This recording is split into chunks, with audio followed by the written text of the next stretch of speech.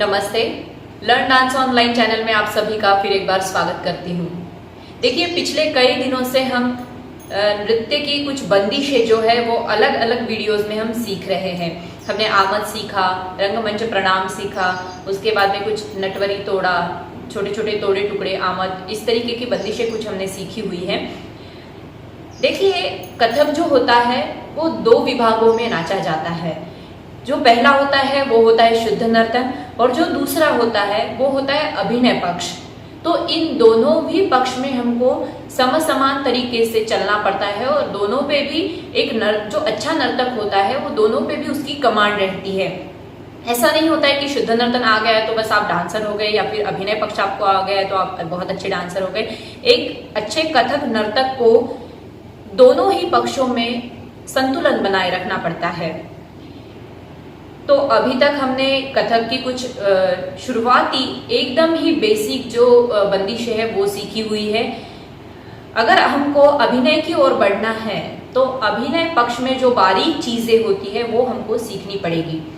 अभिनय पक्ष जो होता है वो बेसिकली दो प्रमुख चीजों पे निर्भर करता है। एक तो जो होते हैं वो हमारे फेशियल एक्सप्रेशंस जो होते हैं वो बहुत ही कारगर होते हैं, उनका बहुत ही उपयोग हम अभिनय में करते हैं। और दूसरा जो होता है, खासकर नृत्य में, जब हम शास्त्रीय नृत्य की बात करते हैं तो शास्त्रीय नृत्य में हस्त मुद्राएं जो होती है वो बहुत ही अहम रोल अदा करती है अभिनय पक्ष की ओर।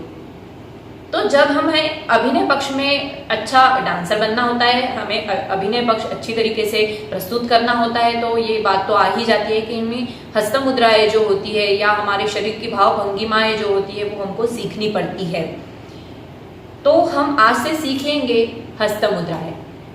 देखिए, हस्त मुद्राएं जो होती है ये दो विभागों में विभाजित की जाती है। इसमें भी पहला प्रकार जो होता है वो होता है असंयुक्त हस्त मुद्रा, जो कि हम एक हाथ से करते हैं, और दूसरे दोनों हाथों से जब हम करते हैं तो वो हो जाता है संयुक्त हस्त मुद्रा। तो ये दोनों ही प्रकार जो है वो काफी अहम होते हैं अभिनय पक्ष को प्रस्तुत करने में। जैसा कि हम कहते, अगर हमने इंग्लिश के अल्फाबेट सीख लिए तो एक पूरा वर्ड हम ठीक तरीके से समझ पाते हैं या बोल पाते हैं, या हम मराठी, हिंदी, कोई भी भाषा हम अगर लेते हैं तो उसके हमें सिलेबल्स यानी बोल पहले अक्षर जो होते हैं वो सीखने पड़ते हैं। ठीक है, उसके वर्ड्स, एक एक अल्फाबेट हमको सीखना पड़ता है और उसमें उसके बाद हम जाके वो एक पूरा शब्द और उसके बाद पूरा एक वाक्य हम समझ पाते हैं। उसी तरीके से हस्त मुद्राएं जो होती है वो एक प्रकार से हम एक एक अल्फाबेट पकड़ ले नृत्य की भाषा का।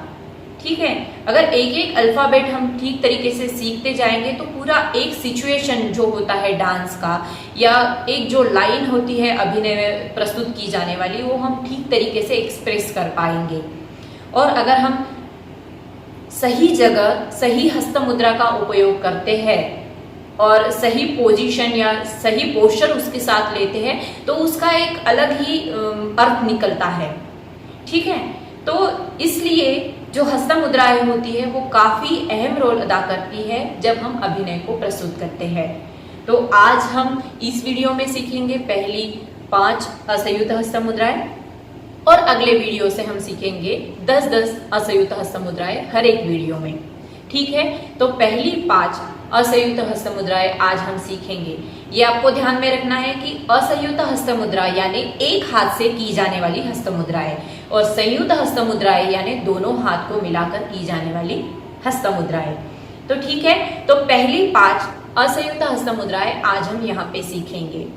देखिए, पहली जो होती है वो है पताका। ठीक है, पताका में आपको सारी उंगलियां आपकी एक साथ जोड़ के रखनी है और पंजे को सीधे आकाश की ओर, सारी उंगलियां जो है वो आकाश की ओर होनी चाहिए। तो ये हो गई पताका मुद्रा। फिर त्रिपताका, फिर अर्ध पताका, उसके बाद में छोटी जो उंगली है उसको खड़ा करना है और ये जो 2 उंगलियां है इसको आगे पीछे करना है इस तरीके से। तो ये हो जाती है कर्तरी मुख। और कर्तरी मुख को जब अंगूठा जो होता है, जो इस उंगली को अगर हम टिका देते हैं तो ये हो जाती है मयूर। तो इस तरीके से हो जाती है 5 पहली हस्त मुद्राएं। फिर से एक बार करेंगे। पताका, त्रिपताका, अर्धपताका, कर्तरी मुख और मयूर। ये है 5 असंयुक्त हस्त मुद्राएं। इनका विनियोग मतलब इसका यूज जो होता है वो किस तरीके से करते हैं, ये आपको मुझे बताना है कि अगर पताका मुद्रा आती है तो इसका यूज आप डेली रूटीन में किस तरीके से करते हैं। अगर आपको डांस में करना है तो आप किस तरीके से करेंगे। कमेंट में मुझे जरूर लिख के भेजिए कि किस तरीके से इन हस्त मुद्राओं का उपयोग आप आपके रोजमर्रा के जीवन में करते हैं। कुछ असंयुक्त हस्त मुद्राएं लेके मैं जरूरी अगली वीडियो में जल्द ही लौटूंगी। तब तक के लिए प्रैक्टिस करते रहिए। नमस्कार।